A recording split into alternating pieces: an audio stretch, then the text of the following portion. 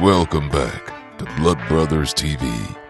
Turkey hunting, I mean, I think one of the reasons it's so powerful is that you screw up on so many birds, you know, and so when a bird does right and when you do right and you know, your plan comes together, it's just really special because, I mean, it seems like half the time he slips around behind you and you don't expect him, or just something happens. A hen finds you, you know, you get pinned down and the deal just doesn't work out. Late afternoon hunting's it's kind of a wild card. I mean, you never know what you're going to get. Sometimes you stumble on a hot bird, and sometimes it's just kind of like deer hunting. You get in the right area and you just, you know, sort of hope that they come through and roost in the spots you want them to roost. And so we kind of got in the general vicinity of where we felt like they were going to roost, hoping that we'd find a hot bird. This one right here, I put my left shoulder on so I can swing the whole field. You know, when you're hunting in the afternoon, you kind of have to plan on being comfortable because you never know when it's going to happen, and it's probably going to happen later than sooner. And so we built a good blind. I'm a big believer in hunting behind a blind, just because it affords you some movement. So once we got our blind built, a really effective thing to do, especially if you're in the vicinity where they want to be roosting, is to put a good spread of decoys out. So we set up, I guess, 4 or 5 Cherokee Sports decoys, including the Billy Bad Axe strutter, and it looked really good. So we got comfortable behind the blind with a nice spread of decoys. Old Billy Bad Axe been getting his mojo on all day. I guarantee you. He never quits. Neither does Blood Brothers. That's right. I think it looks pretty good, don't you? Yeah.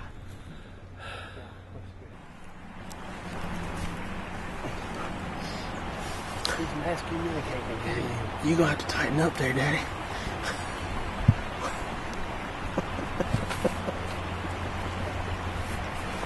Got a turkey hunting progress here. Come on.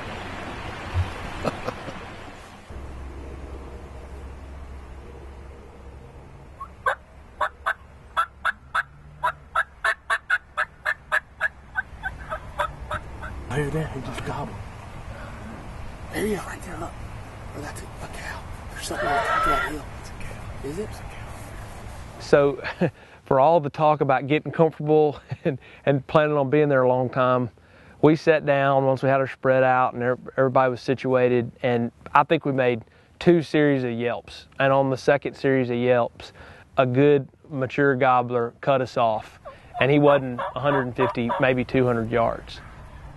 On top of that hill, I mean, the field with it. He might be, but I can see all over the back of it. He just gobbled again. Yeah. He said he's got to be at the end of the field. That was a lot closer.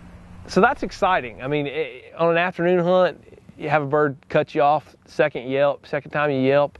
I mean, we're pretty fired up. Figured this bird's probably going to come in. I mean, we're probably where he wants to roost anyways. But man, he's gobbling, he's coming, and we're getting pretty fired up. I mean, this is a hot bird. He's cutting us off every time we yelp and cut, and he's definitely cutting the distance. He's coming. See those 2 dead logs? He's just struck. There he is, right there. Really nice beard. Don't move, y'all. Be still.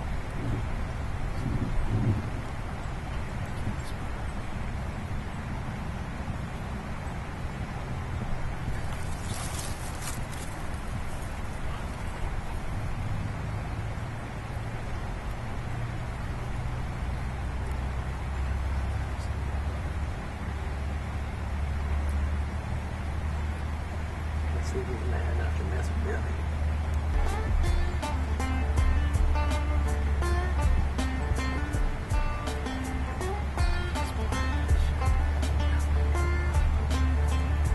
Blood Brothers TV will be right back.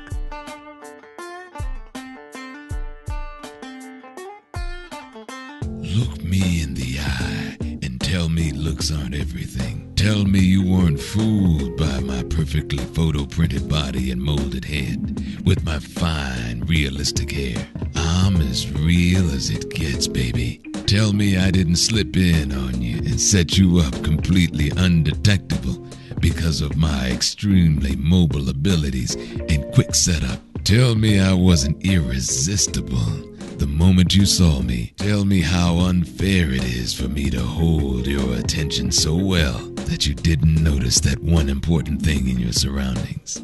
Tell me I'm the only one that's on your mind. There's never been another like me. Nope, you ain't gotta say anything at all, 'cause you're close enough I can smell it on your breath.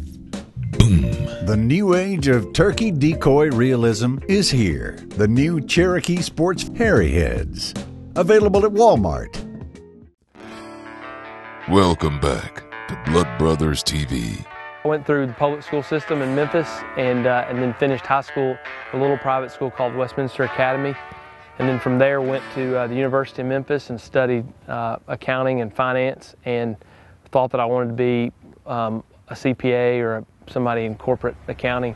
And I did that for a couple of years and was just bored out of my mind. So I went from there to selling mortgages and brokering mortgage loans, and really felt called to work in the church. And so currently I'm studying in seminary, learning to be a church planner for the Presbyterian Church in America.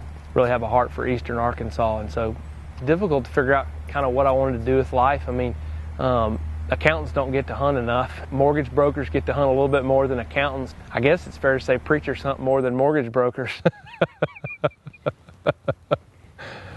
You know, Dad said all the time growing up that he would much rather me be in the woods than out roaming the streets at night. And, you know, I rolled my eyes. But looking back, I mean, being in the woods really did keep me out of a lot of trouble. And, I mean, I do feel a tremendous blessing just to have been raised that way and have that opportunity.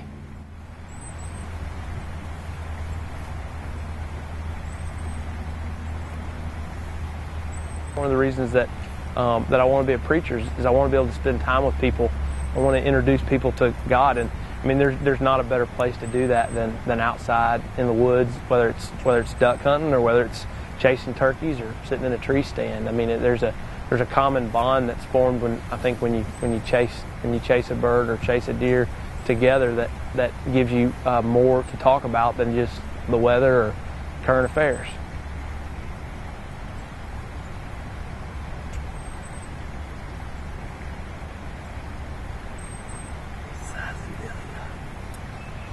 I would say that a blood brother is somebody that you'd want to share time in the woods with. You only have so much time to spend in the woods, and so there's just special people that you like spending time with in the woods and getting to hunt with. And I'd say a blood brother is somebody that you go out of your way to spend time with in the woods hunting.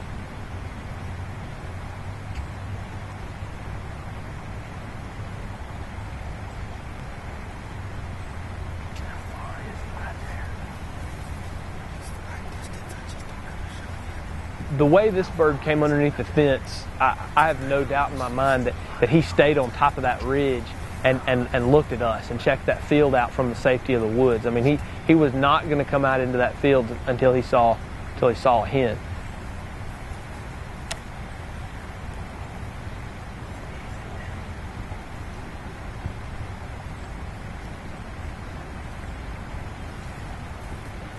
Man, what turns my butter about turkey hunting is just getting to communicate with an animal. I mean, that's a pretty cool thing. When you can call it a bird and he gobbles back and starts coming. I mean, that's pretty powerful. Yeah, there's definitely something mystical about it. I mean, when he's gobbling, he's coming, he's looking for you.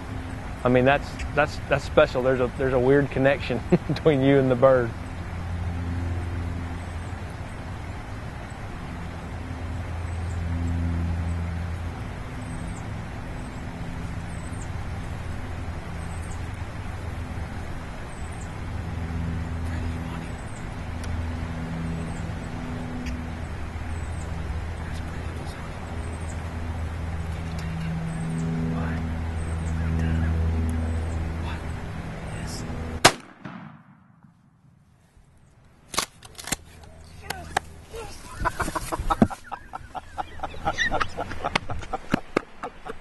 I can't believe he did that. That's two at the billion. How was that? That was sweet. How was that? That was so sweet. Oh, he couldn't stand it at all. How far from Billy is he? Oh man, not far. Oh, he was 10 steps. Cherokee Sports, no, baby. He's 8 steps. Billy's not 15 yards from us. I have to admit that the Cherokee Sports decoys really sealed the deal. Yeah, I mean, the way that bird came in to us, he clearly stayed in the woods, and it was sort of some dark woods that we couldn't see in. We'd had never known he was coming because he sort of quit gobbling as he closed the last 120 yards or so. And once he slipped out, I mean, it was all about the Billy Badack decoy. I mean, he absolutely keyed on that decoy and came in strutting, in and out of strut the whole way. Blood Brothers TV rocks.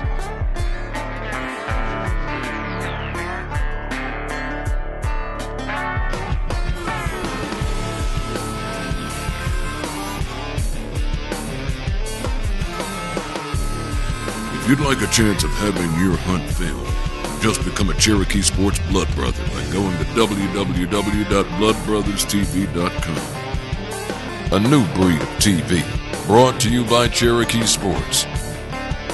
You've been watching Blood Brothers TV.